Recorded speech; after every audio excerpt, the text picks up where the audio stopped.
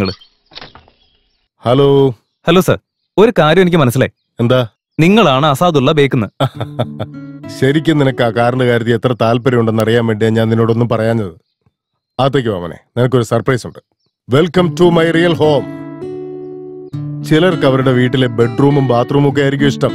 പക്ഷെ എനിക്ക് എന്റെ വീട്ടിലെ ഈ ഹാളാണ് ഏറ്റവും ഇഷ്ടം.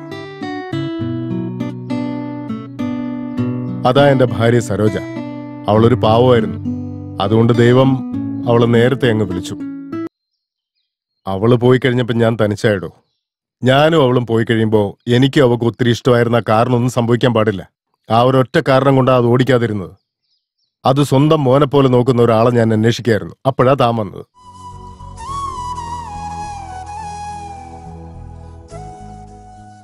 ഈ കുഞ്ഞാരെന്ന് മനസ്സിലായില്ല.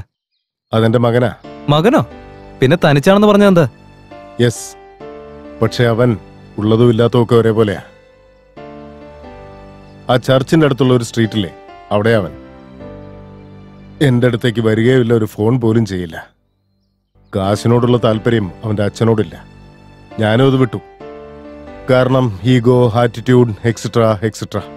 അവനൊന്നും ജീവിച്ചിട്ട് ഒരു കാര്യമില്ല, ചത്തു തൊലയണം. Forget it. ഞാനും അത് കൈവിട്ട് കളഞ്ഞ കേസാ. Come on young man, let's have a drink. അയ്യോ, എനിക്കിതൊന്നും വലിയ ശീലില്ല സാറേ. സാരമില്ലടോ, ഒരെണ്ണം അടിക്കേ, ഒന്നും സംഭവിക്കില്ല. ഓ സോറി. എടോ പോടോ എന്നൊക്കെ വിളിച്ചു, കുഴപ്പമില്ലല്ലോ. അതിനിപ്പോ എന്താ സാറ്, സാർ എന്ത് വേണേലും വിളിച്ചു. പക്ഷെ നാളെ വരാൻ മാത്രം എന്നോട് പറഞ്ഞേക്കരുത്. Good one. ശിവലിംഗം, എന്താണെന്ന് അറിയില്ലടോ, എനിക്ക് തന്നെ ഒരുപാട് ഇഷ്ടമായി. പാടോ, അടിക്കാം. അല്ല അത് പോട്ടെ സാറേ, എനിക്ക് കുറച്ച് പഞ്ചസാര കിട്ടോ? പഞ്ചസാരയോ? ഒന്ന് എടുത്ത് താ സാറേ. ആ, ഒരു മിനിറ്റോ. സുബലക്ഷ്മി. അതാരാ സാറേ? എന്റെ വീട്ടില് ജോലിക്കാരിയായിട്ട് വന്നതാ. ഇപ്പൊ ഇവിടുത്തെ വീട്ടുകാരിയായി. അപ്പൊ സാറ് വേലക്കാരനെ വെച്ചോണ്ടിരിക്കുക? ചേച്ചേ, അങ്ങനെയല്ലടോ. വീട്ടുകാരി എന്ന് വെച്ചാൽ ആ അർത്ഥമല്ല. വീട്ടില് ജോലി നോക്കാൻ വന്നതാണെങ്കിലും ഇപ്പൊ അവളും വീട്ടിലെ ഒരു അംഗമായിന്ന് പറഞ്ഞതാ. ഓഹോ. ആ, ഒരു മിനിറ്റേ. സുബലക്ഷ്മി, ഇങ്ങ് വാ. പറയേ സാറേ. ഇത് ശിവലിംഗം. സുബലക്ഷ്മി. നമസ്കാരം. ഹായ്. അത് കാര്യമാക്കണ്ടോ, സ്പോക്കൺ ഇംഗ്ലീഷിന്റെ കോഴ്സ് പഠിച്ചോണ്ടിരിക്കുക. അതുകൊണ്ടാ. കുറച്ച് പഞ്ചസാര എടുത്തോണ്ട് വാ. അതിന്റെ കൂടെ ആ ഓപ്പൺ ചെയ്യുന്ന ഓപ്പണർ കൂടെ എടുത്തോണ്ട് വാ. സാറ് ആളെ കാണാൻ നല്ല ഐശ്വര്യമുണ്ട്.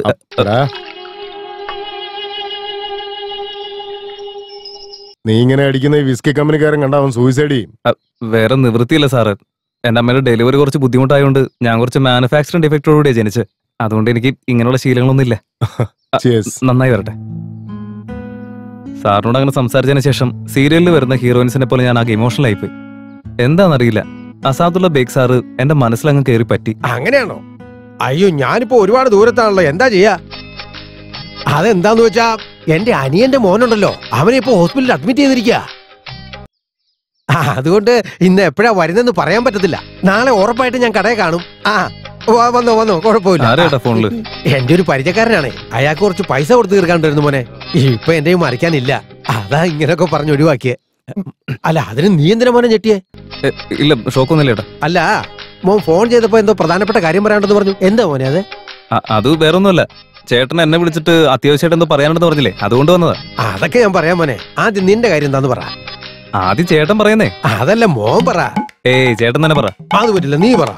മര്യാദയ്ക്ക് പറയുന്നുണ്ടോ ഇല്ലയോ? അല്ല, അതിപ്പോ ഞാൻ എങ്ങനെയാ പറയുന്നേ?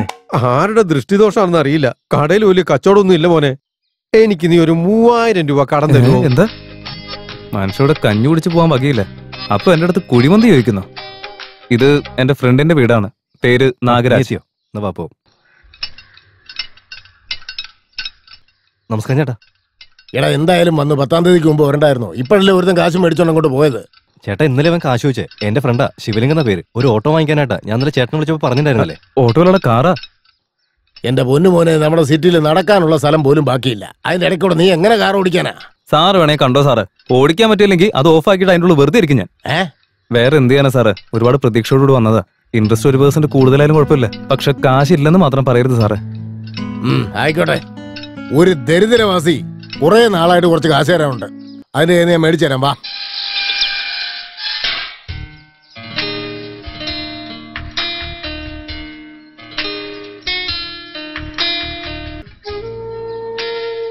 2 + 2 2 + 2 4. നമസ്കാരം മംഗള മാഡം.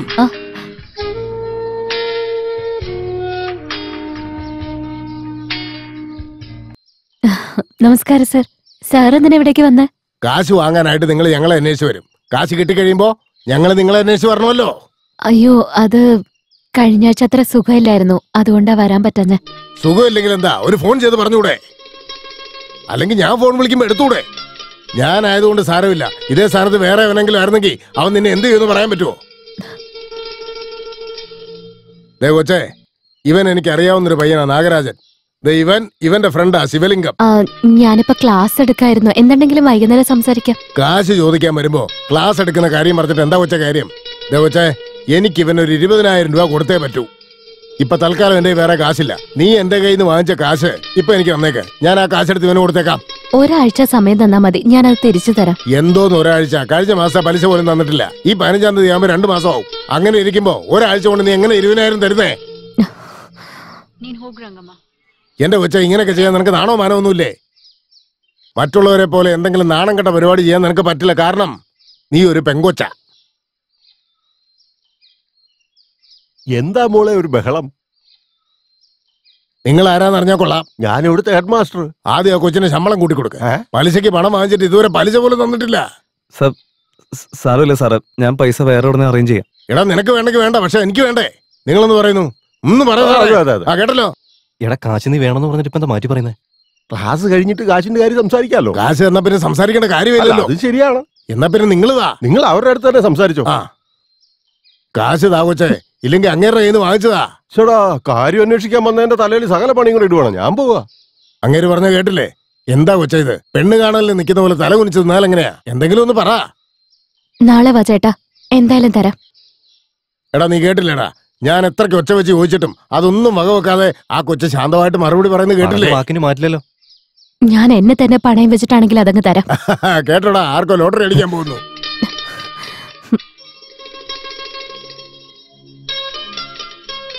ശരി കൊച്ചേ, ഞങ്ങൾ നാളെ വരാം. നടക്കട നാഗരാജ. നീ ഒരു ജോലിസിന്റെ കാര്യം പറഞ്ഞില്ല, അയാൾ എവിടെയാടാ?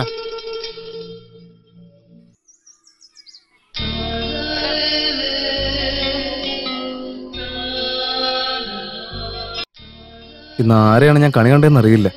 എനിക്കെന്തോ എന്നോട് തന്നെ ദേഷ്യം തോന്നി. ഈ കണ്ണീന്ന് വരുന്ന കണ്ണീര് അത് 1 മില്ലി ഉണ്ടാവുമോ?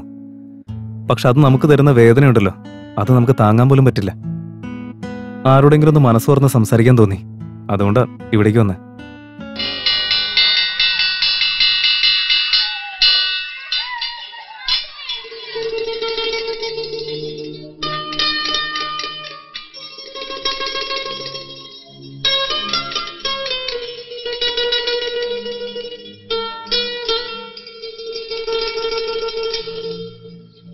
നിങ്ങൾ പൊയ്ക്കോ രംഗമ്മ.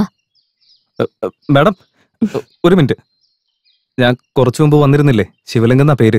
ഞാൻ അപ്പോഴേ പറഞ്ഞല്ലേ പണം നിങ്ങൾക്ക് നാളെ തരാന്ന്. പിന്നെ എന്തിനാ ഇപ്പൊ ഇങ്ങോട്ട് വന്നത്? അയ്യോ, ഞാൻ പൈസയുടെ കാര്യം ചോദിക്കാൻ വേണ്ടി വന്നതല്ല. ഒന്ന് അങ്ങോട്ടേക്ക് മാറി നിൽക്കുകയാണെങ്കിൽ എനിക്കൊരു കാര്യം പറയാനുണ്ടായിരുന്നു. ശരി, നിങ്ങൾ ചെല്ല്, ഞാൻ വരാം. ഏയ്, കാര്യം പറ. നോക്കി, നായർ സാറിന്റെ അടുത്ത് ഞാൻ പൈസ വെച്ചെന്നുള്ള സത്യ. പക്ഷെ വേറെ ആരുടെ അടുത്ത് വാങ്ങിച്ചാലെന്ന് പറഞ്ഞിട്ട് എന്നെ കൂട്ടിക്കൊണ്ട് വന്നതാ.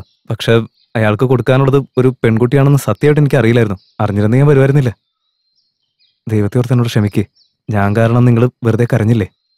ഇത് പറയാനാണ് ഇങ്ങോട്ട് വന്നത്? അല്ല, അത് മാത്രമല്ല, എനിക്കൊരു മനസ്സമാധാനം കിട്ടുന്നുണ്ടായിരുന്നില്ല. ഇവിടുന്ന് പോയതിനു ശേഷം എന്തോ ഒരു ബുദ്ധിമുട്ടായിരുന്നു. മനസ്സിലൊക്കെ ആകെ വിഷമം പോലെ. അതിനിപ്പോ ഞാനെന്താ വേണ്ടേ? നോക്ക്, നിങ്ങൾക്ക് എന്നെ അറിയില്ല, ഞാൻ ആരാ നിങ്ങൾക്കും അറിയില്ല.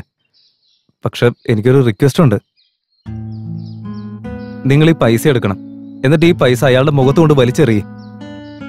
പറ്റില്ലെന്ന് മാത്രം പറയരുത്. അതിൽ ഒരു നോട്ടിൽ ഞാൻ എന്റെ ഫോൺ നമ്പർ എഴുതി വെച്ചിട്ടുണ്ട്. നിങ്ങളുടെ കയ്യിൽ പൈസ ആവുമ്പോ എന്നെ ഫോൺ വിളിച്ച് തന്നാ മതി. ഇത് വേറെ ഒരു ഉദ്ദേശത്തോടും ചെയ്യുന്നതല്ല. ഞാൻ കരഞ്ഞപ്പോഴൊക്കെ എനിക്കൊരു ആശ്വാസത്തിന് ആരും ഉണ്ടായിരുന്നില്ല. പക്ഷെ മറ്റുള്ളവർ കരയുന്ന സമയത്ത് ഞാനൊരു ആശ്വാസമാവണമെന്ന് എനിക്ക് തോന്നി. ഹലോ, ഏയ് അവിടെ നിക്ക്. ഹലോ, നിക്കാൻ. ഏയ്, ഹലോ, അവിടെ നിക്ക്.